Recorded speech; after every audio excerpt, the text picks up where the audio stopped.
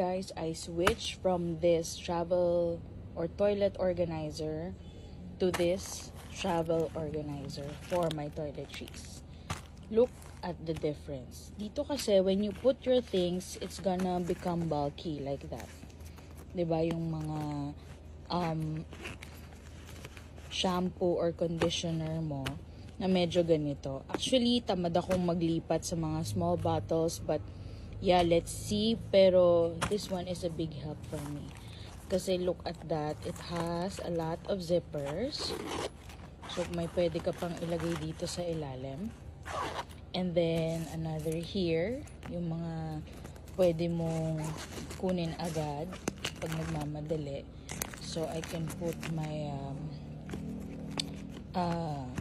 this one is for my face and eye cream. Diba? I have a leave-in conditioner here. And here, very spacious. Look at that.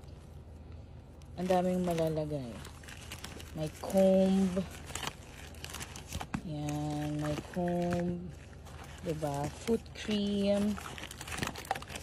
My toothpaste, toothbrush. My Kerastase. Shampoo and all. My soaps.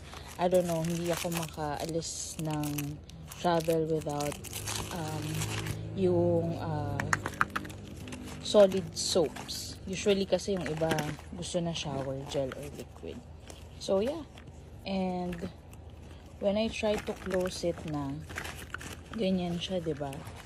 So pag close mo, ang maganda rin dito, meron siyang hook. So you just have to put it sa may toilet door, diba? So, ganyan lang siya. And may hawakan din siya dito.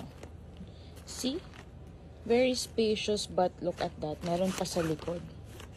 Yan. Unlike this one, diba? So, yeah. I recommend this one.